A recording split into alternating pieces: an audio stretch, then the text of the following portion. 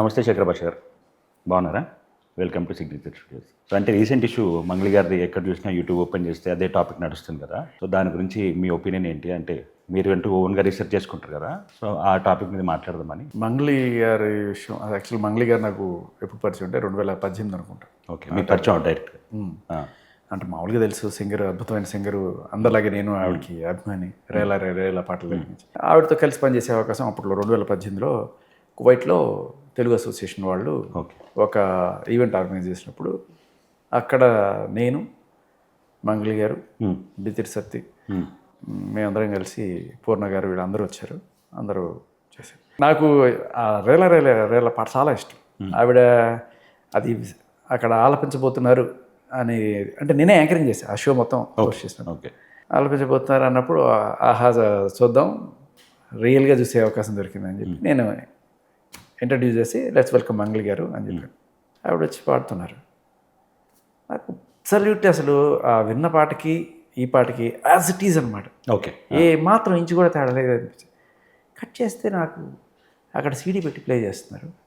అవునా? ఈవిడ లిప్సింక్ ఇస్తుంది. అదేంటి నాకు మంచిగా అనిపించలేదు. నేను ఆ ఈవెంట్ ఆర్గనైజేషన్ అడిగా, ఏంటండి ఇది జనాలు మోసం చేయడం కరెక్ట్ కాదు కదా అంటే, లేదండి ఇది నార్మల్ ప్రాక్టీసే, చాలామంది సింగర్స్ ఇలాగే చేస్తుంటారు. సరే, నాకు అప్పట్లో కొంత మంచిగా అనిపించలేదు. Okay okay. తర్వాత ఇక్కడికి వచ్చేసాం, హైదరాబాద్ వచ్చేసిన తర్వాత ఆర్గనైజర్ నాకు ఫోన్ చేశారు. ఏమంటే మీకు ఆవిడ తెలుసు కదా, కొంత ఏదో సమ్ ధీరమ్స్, ఎన్నో ధీరమ్స్ తీసుకున్నారు, ఇస్తా అన్నారు, ఇవ్వలేదు. ఎవరు? మంగళి వాళ్ళ దగ్గర దిరామ్స్ తీసుకున్నారు, ఆర్గనైజర్ దగ్గర ఏవో సంథింగ్ తీసుకున్నారు, ఇచ్చేస్తా లేదే అని చెప్పినారు, ఇవ్వలేదు. మీరు ఏదన్నా కొంచెం చెప్పండి, నేను ఇక్కడ జస్ట్ కోఆర్డినేటర్ని, నేను ఎక్కడి నుంచి తెచ్చి పెడతాను, ఆ సెలబ్రిటీ మెహర్బానీ చేయాలి కదా. ఇంకొక కొత్త ఎలిగేషన్ వేస్తారు మీరు ఇప్పుడు ఆవిడ మీద. నాకు వాళ్ళు చెప్పిన మాట అదే అంటే. సో నన్ను అడగమన్నారు. నాకు జస్ట్ అప్పుడే పరిచయం. నేను చూడండి, ఇచ్చేది మీరు, అడిగేది నేనా, నాకెందుకు అబద్ధం అంతే కూడా, మీరే చూడండి, మీరు కనుక్కోండి, మేబీ సత్యగారిని అడగండి, లేకపోతే ఎవరన్నా వాళ్ళు అడగండి. నాకు అంత ఏదో నాకే అంటే మిమ్మల్ని ఎందుకు అడిగారు వాళ్ళు? ఆ ఈవెంట్లో అందరం కలిసి చేసాం కాబట్టి, మేము అందరం హైదరాబాద్ వచ్చేసాం కదా. వచ్చేసిన తర్వాత వాళ్ళు పాపం అంటే ఆవిడ మేనేజర్ ఎవరో ఉంటారు కదా, వాళ్ళని అడగచ్చు కదా, మిమ్మల్ని ఎందుకు అడిగారు అనేసి. ఇక అందరూ అడుగుతారు, ప్రతి ఒక్కరికి ఫోన్ చేస్తారు వాళ్ళు. ఆవిడ ఇదిగో ఇస్తా అదిగో ఇస్తాడంటే నా పరిస్థితి ఎట్లా ఉందని నేను ఎవరికి చెప్పుకోవాలి, మీకేమన్నా తెలిస్తే చెప్పండి అంటే అందరినీ ఒక ప్రయత్నం చేస్తారు కదా. అలా ఎన్ని నెలల క్రితం అండి ఇది? 2018 అనుకుంటా. ఓకే. సో అది నాకు ఫస్ట్ ఆవిడతో పరిచయం. అది సరే, వీళ్ళు నిజంగానే ఇచ్చారా, రెమ్యూనరేషన్లో ఏదైనా తేడాలా అవన్నీ మనకు తెలియదు. నాకు వచ్చిన ఇన్ఫర్మేషను, నేను చూసిన ఇది అది. సరే, తర్వాత ఐ యూస్ టు ఫాలో. సరే, జరిగింది. కానీ ఎక్కడైనా సరే ఆవిడ పాటలు ఎట్లా వచ్చినప్పుడు కూడా నేను చాలా ఇంట్రెస్టింగ్గా, చాలా ఇష్టంగా వింటా. ఆవిడ భక్తితో శివుడి పాటలు పాడేది కానీ, ఇవన్నీ మన తెలంగాణ గీతాలు కానీ, ఇవన్నీ కూడా నాకు బాగా ఇష్టం.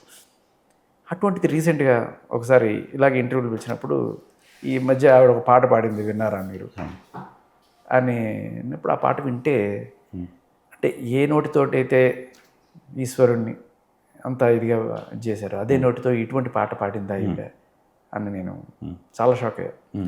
అక్కడే కాదు, అంత కొన్నాళ్ళ ముందు బర్త్డే పార్టీలు ఏదో మాదక ద్రవ్యాలకు సంబంధించి కలకలం రేగింది అన్నప్పుడు, నేను సరే ఎవరో వేరే వాళ్ళు ఎవరో సేవిస్తే పాపం ఈవిడ్ని ఎందుకు లాగారు అనుకున్నాను.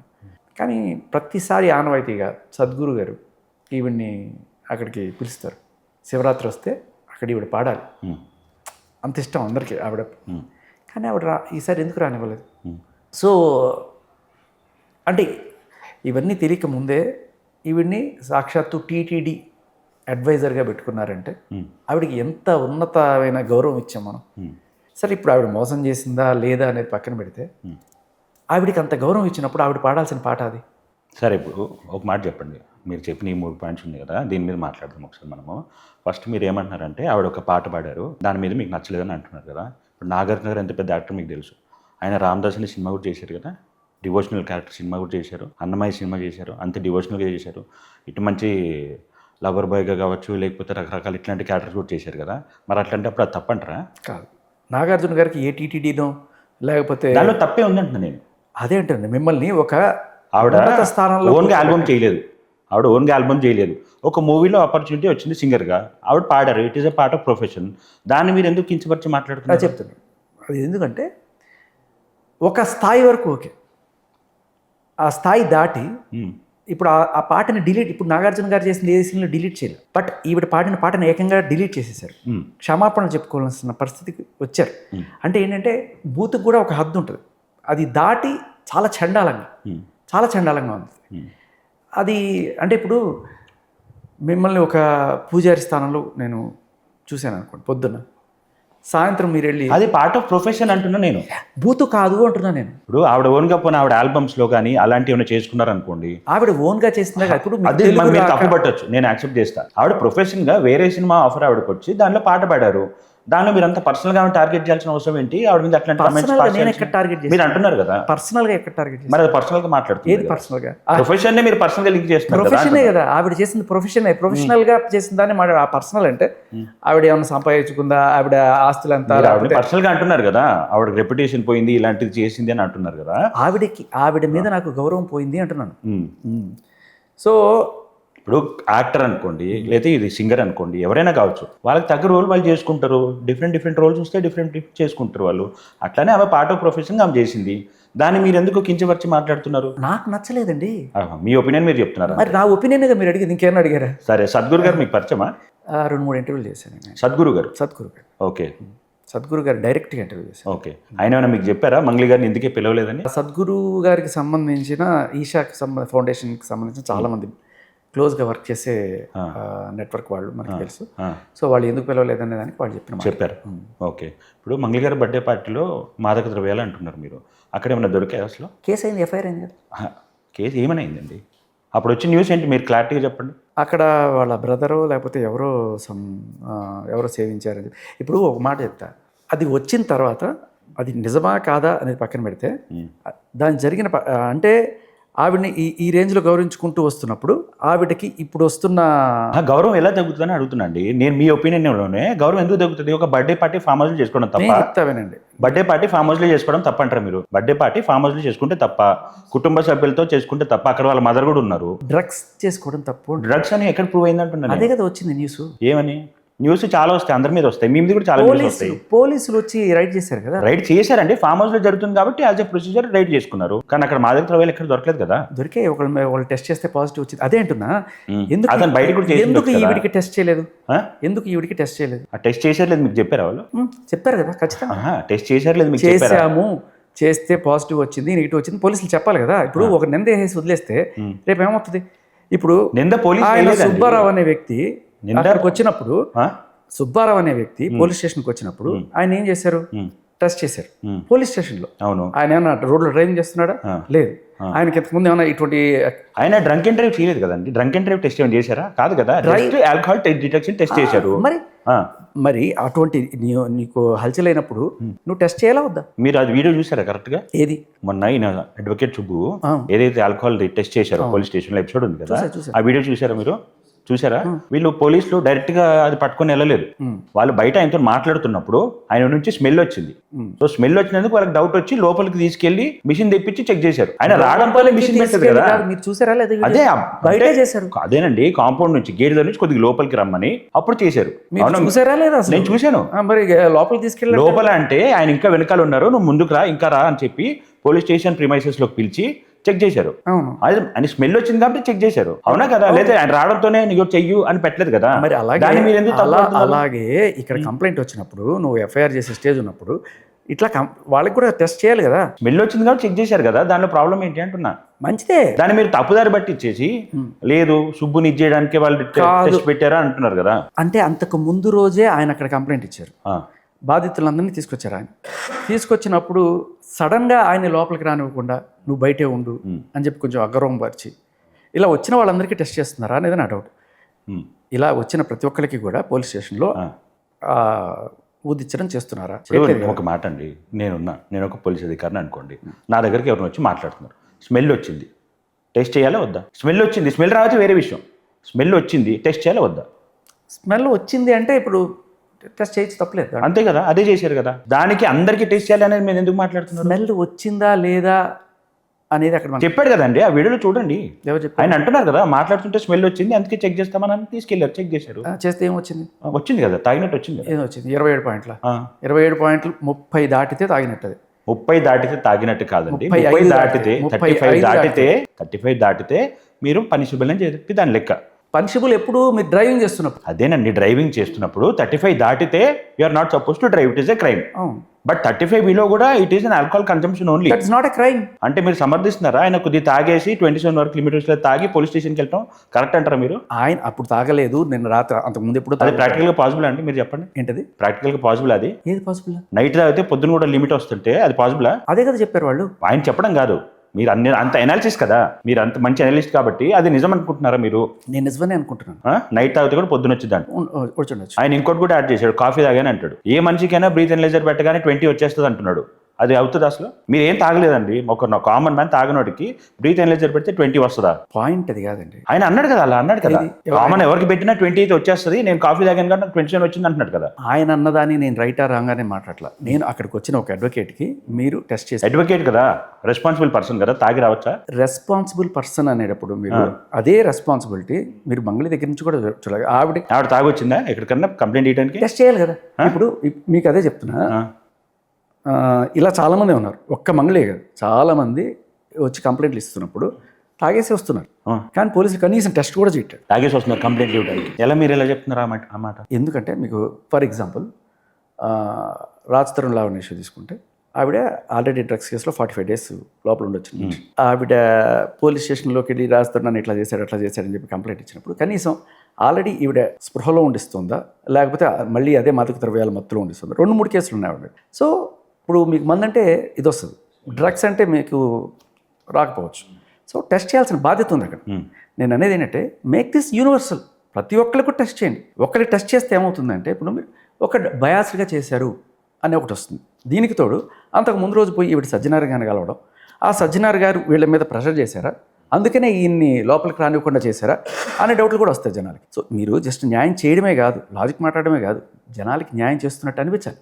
మీరు ఒకళ్ళనే ఎలా చేస్తున్నారు, పబ్లిక్ అందరికీ ఎలా చేయట్లేదు అనేది డౌట్ వస్తుంది. నేనే శుద్ధపూస కాలేదు కదండి, ఈయన కూడా దొరికాడు కదా, వాళ్ళు చెక్ చేశారు. ఈయన తాగొస్తాడని వాళ్ళ ముందే ఊహిస్తారా?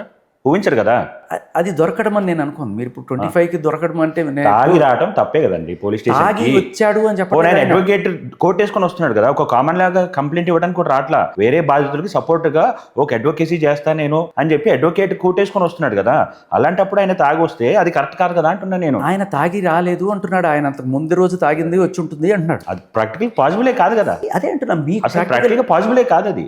మీ ఇష్టం మీరండి. ఇప్పుడు మీరు ఒక జడ్జి కాదు కదా, మీరు డిసైడ్ చేస్తున్నారు. ఆల్కహాల్ డిటెక్షన్ కనిపిస్తుంది కదా, అదే చెప్తున్నారు కదా, 35 దాటితే కదా ప్రాసెస్. ఓకే సార్, ఆ టాపిక్ మంగళి గారి టాపిక్ చెప్పండి. మీరు జరుగుతున్న సినారియోస్ లో మీరు ఏమనుకుంటున్నారు? సో ఇక్కడ పాయింట్, ఆవిడ నిజంగా వీళ్ళ దగ్గర డబ్బులు తీపిచ్చిందా ఇచ్చిందా అనేది పక్కన పెడితే, ఏ సంబంధం లేకుండా అక్కడికి వచ్చి పంచాయతీలో ఎందుకు కూర్చుంది ఆవిడ?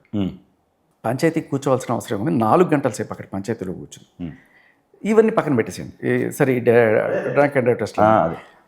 ఇప్పుడు మీరు మీ మీద ఎవరో నువ్వు అగో వాళ్ళ దగ్గర ఒక 10 లక్షలు 20 లక్షలు తీసుకున్నావు కదా అని చెప్పి నేను మిమ్మల్ని దగ్గరికి వచ్చి గట్టిగా చేశాను అనుకోండి, ఏంటో నాకు సంబంధం, నాకేంటి సంబంధం అని చెప్పి అంటాను.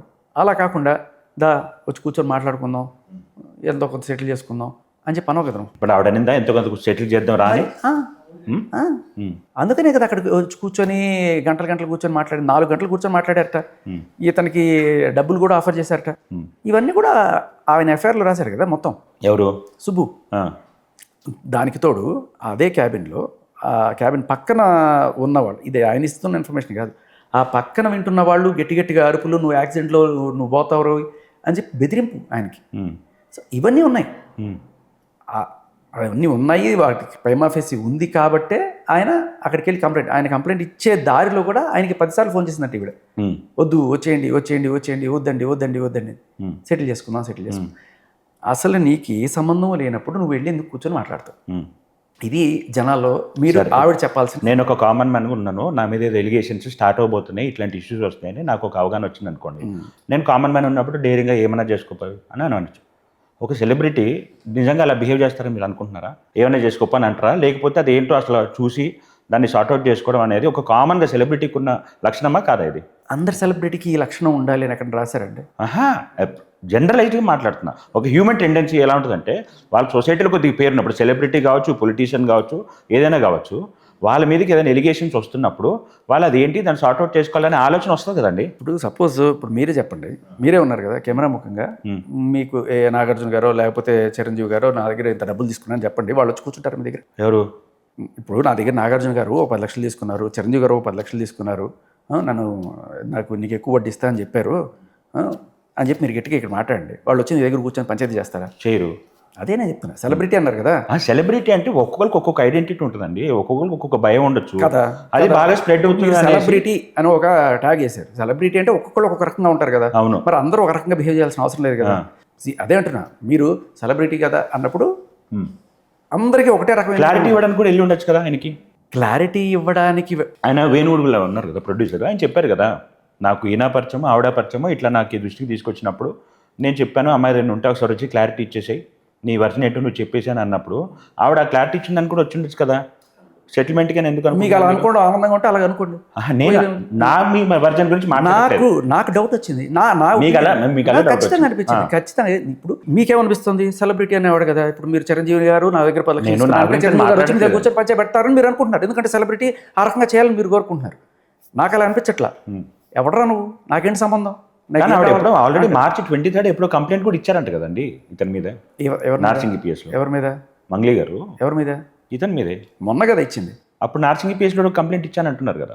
మొన్న అదే ఈయన ఇచ్చిన తర్వాత ఈయన బెదిరించి మొత్తానికి ఈయన ఆపడానికి కోసం ఇచ్చిన కౌంటర్ కంప్లైంట్. నేను మార్చి 23 కంప్లైంట్ పెట్టాను నార్సింగ్ పిఎస్ లో అని అంటున్నారు ఆవిడంటే ఆవిడని అడగాలి, నాకే తెలుస్తుంది. సో అయితే అక్కడ క్యాబిన్ లో మీటింగ్ జరిగింది అంటున్నారు. ఆ మీటింగ్ జరిగిందట. ఆ మీటింగ్లో పెద్ద పెద్దగా అరుపులు, ఈయన బెదిరించడం, చంపేస్తాం, ఎంతో కొంత తీసుకుని సెటిల్ చేసుకో అంటే నాకు వద్దు. ఈయన అన్న మాటలు విన్నవాళ్ళు చెప్పిన మాట, నాకు ఆయన కాదు. ఆయనతో తర్వాత 2-3 సార్లు ఆయన కాంటాక్ట్ చేయడానికి ట్రై చేశాను, కానీ ఆయన ఏదో మరి బిజీగా ఉన్నాడో ఇంటర్వ్యూలో ఉన్నాడో ఆయన మాట్లాడలేదు. కానీ అక్కడ ఉన్న వాళ్ళు నాతో మాట్లాడిన మాటలు నేను విన్నది ఏంటంటే, ఆయన లొంగల, దీనికి లొంగలేదు, ఏదైనా సరే మీరు వాళ్ళకి సెటిల్ చేయండి, నాకు అవసరం లేదని గట్టిగా నిలబడ్డాడు మనిషి. మరి అంత కన్వర్జేషన్ జరిగినప్పుడు ఆ మనిషి రికార్డ్ చేసుకోవటమో ఏముండమంటారా? అంత ఎక్స్పెక్ట్ చేస్తున్నాడేమో, నాకు తెలిసి అంత ఎక్స్పెక్ట్ చేస్తున్నాడేమో. మేబీ ఉందేమో, అది పోలీసులు చూపించాడేమో, అందుకని ఎఫ్ఐఆర్ అయిందేమో. ఎక్కడ చూపించాడు? పోలీసు వాళ్ళే చెప్తున్నారు కదండి, ఎఫ్ఐఆర్ చేస్తే నేను ఎవిడెన్సెస్ ఇస్తానని అన్నాడు, ఇందులో మళ్ళీ ఎవిడెన్స్ కూడా ఇవ్వట్లేదని చెప్తున్నారు కదా. నిన్ననే సీఏ గారు కూడా చెప్పారు కదా. పోలీసుల పని ఎవిడెన్స్ ఎక్కడ ఇచ్చాడు ఆయన? పోలీసుల పని వాళ్ళు ఎవిడెన్స్ కలెక్ట్ చేయడం. ఇప్పుడు ఒక మీటింగ్కి వచ్చినప్పుడు అందరూ కూడా అదే పనిగా రికార్డులు చేసుకొని ఇట్లా చేయాలని ఒక క్రికెట్ ఆలోచనలతో ఉండరు. మామూలుగా ఈయన ఏమనుకుంటాడు, మాట్లాడి వాళ్ళకి ఎంతో కొంత సెటిల్ చేద్దాం అనుకుంటాడు. బట్ వీళ్ళు ఈ రకంగా ఈయన బెదిరిస్తారని ఆ క్షణంలో ఆయన ఊహించుండకపోవచ్చు. అలా కాదండి, వీళ్ళు అసలే మోసాలు చేశారు, ఇన్ని డబ్బులు వసూలు చేశారు, ఇంత స్కాములు చేశారు అని వాళ్ళ మీద ఒక అభిప్రాయం ఉన్న వ్యక్తి మీటింగ్కి వెళ్ళేటప్పుడు చిన్న బ్యాకప్ అనేది క్రియేట్ చేసుకోవడం అనుకుంటున్నారా మీరు? అంత పిచ్చోడే ఉంటారా? పిచ్చోడు కాబట్టి అంత పెద్ద లారీ కాలేకపోయాడేమో, అంత అందుకని చెట్టు కింద పెట్టలాగా మిగిలిపోయాడేమో, ఇంకా అంత పెద్ద లారీ కాలేక లేదు. నిజంగా ఇప్పుడు ఆయన ఒక రామ్ జెట్మలానీలో అంత పెద్ద లాయర్ అయితే కాదు ఆయన, ఏదో చోట మోట activist and lawyer. So settle చేద్దామనే కోణంలో వెళ్తారు. నాకు తెలిసిన నేను చాలామందిని చూసాను లాయర్ని, ఏ లాయరు ఎలా రికార్డులు చేసుకునే వాళ్ళు ఎవరు ఉండరు. ఓకే. సో ఆయన మామూలు సెటిల్మెంట్ కూర్చున్నాడు, అక్కడ జరిగింది, చుట్టుపక్కల వాళ్ళు విన్నారు, విన్న వాళ్ళు గట్టిగా అంతా వినపడేలాగా అరుచుకుంటారా ఇలాంటి సెటిల్మెంట్లలో? చాలా గట్టిగా అరుచుకుంటారా?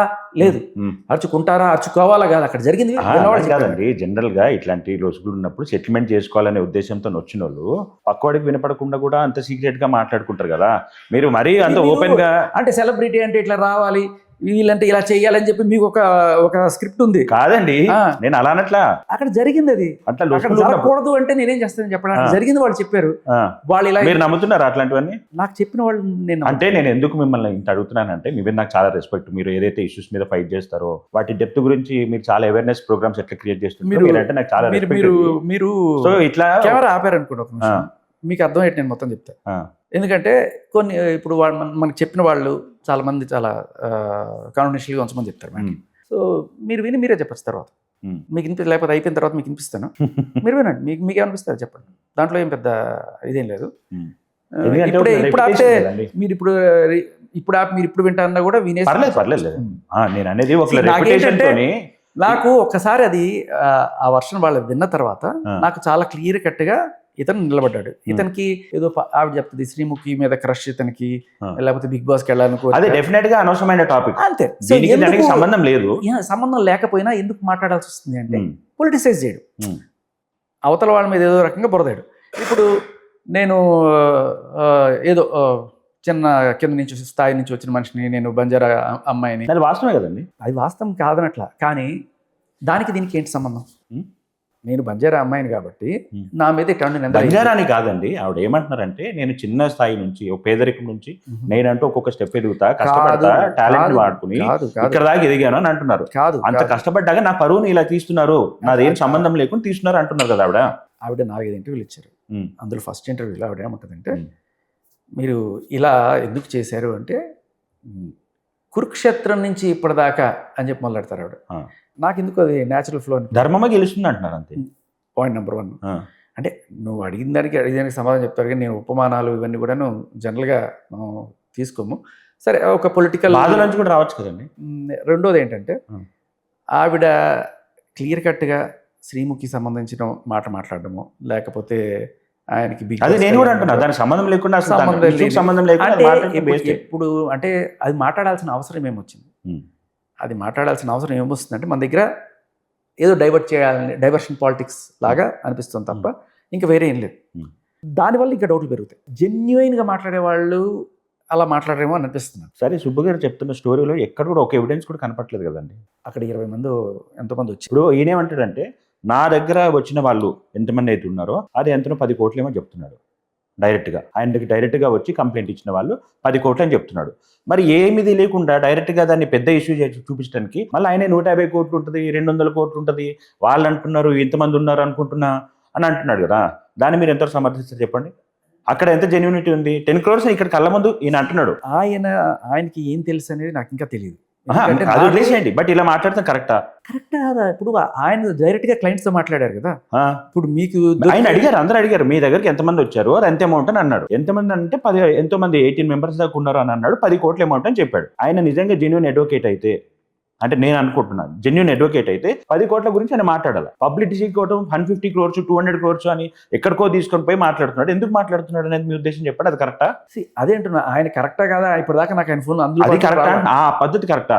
ఆయనకి ఏం ఇన్ఫర్మేషన్ ఉందో మనకు తెలియదు కదా. ఆయన చెప్తున్నాడు కదా, ఒకవైపు 10 కోట్లు అంటున్నాడు ఆయన దగ్గరకు వచ్చింది, మళ్ళీ ఇంకొక వైపు 150 కోట్ల దాకా ఉంటుంది, 200 కోట్ల దాకా ఉంటుంది అంటున్నాడు. ఒక రెస్పాన్సిబుల్ అడ్వకేట్ అని ఒక పర్సన్ ఇలా వేగ్గా గాల్లో మాటలు చెప్పుకుంటూ బతుకుతే ఎట్లా? అది మీరు ఐ డోంట్ నో ఎంతవరకు నిజమో. ఒక 2-3 వారాల క్రితం 150 కోట్లు ఎంతో కరెన్సీ అక్కడ దొరికినట్టు. ఎక్కడ దొరికింది? నేను ఏదో న్యూస్, ఐఎమ్ నాట్ షూర్, నాకు వేరే పనిలో ఉంటూ ఊరికే అట్లా చుచాయిగా చూశాను ఆ న్యూస్. అది ఏదో ఈడీ పరిధిలోకి వెళ్ళిందో లేకపోతే ఏదో వచ్చినాయి న్యూస్. బట్ మంగ్లీ గారికి సంబంధించి ఆ డబ్బులు దొరికినాయి అన్నట్టుగానే ఎక్కడో ఇదే కదా. ఇప్పుడు ఎవరైతే అది 10 కోట్లు కాదు మీరు అన్నట్టుగా, నేను విన్నది 100 కోట్ల పైనే విన్నది. అవును, దొరికేని అన్నారు, కానీ ఇల్లు అని అనలా. సేమ్ ఇదే టాపిక్ లింక్ చేసి మాట్లాడారు అప్పుడు. అదే అది వీడియో కూడా వచ్చింది కదా, డబ్బులు కట్టలు పెట్టుకొని అప్పుడు అసలు రామవత్ మధు అనే అతనిది. అప్పుడు ఈ సుబ్బు అనే ఆయన సీన్ లో కూడా లేడుగా. అప్పుడు సుబ్బు అనే ఆయన సీన్ లో లేడుగా. లేడు. ఈ 100 కోట్లు అనేది సుబ్బు అనే మాట కాదుగా. అవును, అంతకు ముందే వచ్చిందిగా ఈ 100 కోట్లు 150 కోట్లు. సో నేను అనేది ఏంటంటే ఈయనకి సంబంధించి 10 కోట్లు అయి ఉండొచ్చు.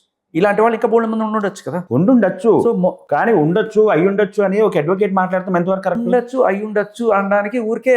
ఇప్పుడు ఆయన కూడా ఇలా చెప్పి ఆమెను బెదిరించడానికి ట్రై చేస్తున్నాడు. అదే మీకు అనిపించదు? ఆయన చెప్పింది నిజమా అబద్ధమా అతిశయోక్త అని మీరు అడిగినప్పుడు, ఒకవేళ నిజంగా అతిశయోక్తి అనుకోవడానికి లేకుండా ఇక్కడ ఒక ఆధారం దొరికింది. 100 కోట్లు 150 కోట్లు అంతకుముందు అక్కడ దొరికింది అనేది ఉన్నప్పుడు ఆయన చెప్పే దాంట్లో వాస్తవం లేకపోలేదని ఎందుకు అనుకోకూడదు? అదే ఫిగర్ కదా. 150 కోట్లు అక్కడ దొరికింది, 150 కోట్లు ఈయన చెప్తున్నాడు. ఈ 10 కోట్లు వీళ్ళది అయ్యుండొచ్చు, ఈ దగ్గరకు వచ్చిన అయ్యుండొచ్చు. ఇలా చాలా మంది ఉన్నారు, మిగతా వాళ్ళు చాలా మంది రాలేదు. సో అందరిది కలిపి 150 కోట్లు అయ్యుండొచ్చేమో. సరే, ఇప్పుడు ఒకటి ఇంతవరకు సుబ్బు గారు ఒక్కటన్నా ఆధారం చూపించాడండి? ఒక మనిషి, ఈ మనిషి పలానా ఇంత మనీ ఇచ్చాడు, ఈ డేట్ని ఇచ్చాడు, ఈ అకౌంట్లో ఇంత కొట్టాడు, ఇంత క్యాష్ ఇచ్చాడు అని ఒక్కలదన్నా చూపించగలిగాడా సుబ్బు? ఇంత మాట్లాడుతున్నాడు కదా, ప్రతిరోజు పొద్దున్న లేచి ఛానల్స్ తిరుగుతున్నాడు, మంగళ గారిని టార్గెట్ చేస్తున్నాడు, ఒక్క ఎవిడెన్స్ అని చూపించగలిగాడా? అయితే నేనైతే అదే అనుకుంటున్నా, ఆయన ఆధారాలు చూపించలేదు కాబట్టి పాపం వీళ్ళందరూ కూడా మనం అట్లా గాలి వదిలేలేము అని. ఎందుకంటే బాధితుల పక్షాన నేను బాధితులు లేరు అని అనట్లా. ఇప్పుడు ఏంటంటే చాలాసార్లు ఒక అమ్మాయి వెళ్ళి నన్ను ఒకడు కొట్టాడు, నన్ను ఒకటి తిట్టాడు, లేకపోతే నన్ను ఒకడు అత్యాచారం చేశాడు అని చెప్పి వెళ్ళి కేసు పెట్టినప్పుడు పోలీసులు ఆ కేసు తీసుకుంటారు. సాక్ష్యాలు చూపించమ్మా వాడు కొట్టినట్టు తిట్టినట్టు అని చెప్పి మీరు డైవర్ట్ చేయదు. పోలీసుల పని ఏంటంటే మీరు డైవర్ట్ చేస్తున్నారు. లేదు వినండి పూర్తిగా వినండి. మీరు డైవర్ట్ చేస్తున్నారు. పోలీసుల పని ఏంటంటే సాక్ష్యాలు వాళ్ళు సేకరించాలి. కేసు ప్రైమా ఫేసి మాత్రమే మీ దగ్గర ఉంటుంది. ఇప్పుడు 20 మంది వచ్చి అక్కడ ఆడవాళ్ళు వీళ్ళందరూ వచ్చి మాకు ఇట్లా అన్యాయం జరిగిందంటే మీ దగ్గర సాక్ష్యాలు లేవండి, మీరు ఎక్కడైనా చావండి, ఏ బావిలో దూకండి, మాకు సంబంధం లేదు అని చెప్పి అనడానికి లేదు. ఇన్వెస్టిగేట్ చేయాలి, కేసు రిజిస్టర్ చేయాలి. ఒకవేళ కేసులో సాక్ష్యాలు బలంగా ఉన్నాయనుకోండి, అది అరెస్ట్ అవ్వడము, వాళ్ళని ప్రాసిక్యూట్ చేయడము అంతవరకు వెళ్తుంది. సాక్ష్యాలు బలంగా లేని టైంలో ఎఫ్ఐఆర్ అయితే నమోదు చేసి, అంటే ఎఫ్ఐఆర్ అంటే ఏంటి, ఫస్ట్ ఇన్ఫర్మేషన్ ఇప్పుడు వాళ్ళకి వచ్చిన ఇన్ఫర్మేషన్. సరే ఇప్పుడు నేను అడుగుతుంది ఒకటి, మీరు చెప్తుంది ఒకటండి. నేనేమంటున్నా, సాక్ష్యాలు ఎందుకు చూపించలేదు అంటే వీళ్ళందరూ ఎవరు, ఈయన ఓన్లీ పోలీస్ స్టేషన్కి వెళ్ళాడా, మీడియా ఛానల్స్ ఎందుకు తిరుగుతున్నాడు? మరి పోలీస్ స్టేషన్కి వెళ్ళినప్పుడే అండి నేను చెప్పేది. పోలీస్ స్టేషన్కి అసలు వెళ్ళాల్సిన పని కూడా లేదు. నేను చెప్తున్నా పోలీస్ స్టేషన్కి ఎందుకు వెళ్ళాడు ఈయన, అసలు అక్కడి నుంచే కదా న్యూస్. పోలీస్ స్టేషన్కి ఎవరి వల్ల వెళ్ళాడు, వీళ్ళ వల్లే కదా. మంగ్లీ గారు ఇంకా కొంతమంది అక్కడికి వచ్చి సెటిల్మెంట్ చేసి ఆయన చంపేస్తామని బెదిరించినప్పుడు ఏం చేస్తాడు ఆయన? ఇప్పుడు ఆ ఎఫ్ఐఆర్ కాకపోతే ఆయన మీద రేపు ఏదైనా జరగచ్చు. ఇప్పుడు ఎఫ్ఐఆర్ అవడం వల్ల ఆయన మీద రేపు ఏదైనా జరిగితే వీళ్ళ మీదకి వస్తుందనే భయం వల్ల అయినా సరే వాళ్ళు ఆగుతారు. పోలీసులు జనరల్గా ఈ ఎఫ్ఐఆర్ ఎందుకు నమోదు చేస్తారంటే రేపు ఫ్యూచర్లో జరగబోయే ఇటువంటిది ఏదైనా ఉంటే ఆపడానికి. అది సరే, ఇన్ని మీడియా ఛానల్స్ తిరిగి ఇంత ఇంటర్వ్యూలు ఇస్తున్నాడు, ఆయన ఇంత ఎలిగేషన్ చేస్తున్నాడు కదా, ఆయనకు నిజంగా ఇష్యూ ఉండి ఆయన కరెక్ట్ అయితే ఒక్క పర్సన్ పేరుతో చూపించి, ఈ పర్సన్ ఇది, ఇతని ప్రొఫైల్ ఇది, ఇలా డబ్బులు తెచ్చాడు, వీళ్ళకి ఇలా ట్రాన్స్ఫర్ చేశాడు, ఈ కంపెనీకి ట్రాన్స్ఫర్ చేశాడు, ఇంత క్యాష్ ఇచ్చాడు, పలానా చోట ఇచ్చాడు అని ఒకటి పద్ధతిగా మాట్లాడాలి కదా. ఒక్క చోట ఇప్పటి వరకు కూడా అలాంటిది ఏది మాట్లాడాల. 10 కోట్లు అంటాడు, ఏదో అంటాడు. అదే అండి సార్, ఇప్పుడు ఆయన ఎక్కడి నుంచి తెస్తాడు, వీళ్ళు ఇస్తేనే కదా తెస్తాడు. 20 మంది వచ్చారు. ఇప్పుడు నాకు తెలిసి మరి అడ్వకేట్ గా ఏం చేస్తున్నట్టు అండి, అవన్నీ ఏం చూడకుండానే, ప్రూఫ్ చూడకుండానే మంగళి గారి మీద ఆయన ఎలిగేషన్ వేసుకుంటూ తిరుగుతాడా? అదే అడ్వకేట్ అనేట ఆయన ఏం చేస్తాడు మీద ఎలిగేషన్. ఇప్పుడు ఈయన బయటికి వచ్చింది, ఇప్పుడు ఆవిడ మంగళి గారు అక్కడ కూర్చొని 4 గంటలు ఇంత డిస్కషన్ చేసిన తర్వాత ఈయన బయటకు వచ్చి ఎఫ్ఐఆర్ పెట్టడం జరిగింది. అంతకు ముందు కాదు. ఇప్పుడు ఆ ఎఫ్ఐఆర్ అయితే ఎప్పుడైతే అయిందో ఇట్స్ ఎ పబ్లిక్ న్యూస్. అప్పుడు ఈయన అడిగినప్పుడు ఎందుకు వచ్చావు, ఏం చేసావు అన్నప్పుడు ఈయన చెప్పుకుంటూ వచ్చాడు. బట్ అక్కడ 4 గంటలు ఆవిడ ఎందుకు కూర్చుంది, ఆవిడకి సంబంధం లేకపోతే వేరే ఎవ్వరో ఏ ఎవిడెన్స్ ఇవ్వక్కర్లా. అదృష్టం ఏంటంటే అదేం చెప్తున్నా, అదేదో అతడు సినిమాలో నందు అనగానే అని చెప్పి తర్వాత అర్రే అనవసరంగా అనేసానే అని చెప్పి ఇదో అవుతాడు చూసారా, ఆ టైప్లో. ఇప్పుడు ఏ ఎవిడెన్స్ లేదు నిజంగా వీళ్ళ దగ్గర, నిజంగానే లేదనుకుందాం, కానీ ఆవిడ వచ్చి కూర్చుంది కదా, that it self is an evidence. Evidence good enough for investigation అంటున్నాను. ఇప్పుడు ఇంకొకటి ఏంటంటే వీళ్ళు పాపం అమాయకులు అనుకుందాం. ఎవరు అమాయకులు, దురాశపరులు, దాన్ని కూడా నేను కాదను. ఎందుకంటే 5 లక్షలు పెట్టేసి 20 లక్షలు ఎంతో కొంత వచ్చేస్తుంది అని చెప్పి ఒక ఆశ, మిడిల్ క్లాస్ వాళ్ళకి ఆశతోనే ఇది చేస్తుంటారు.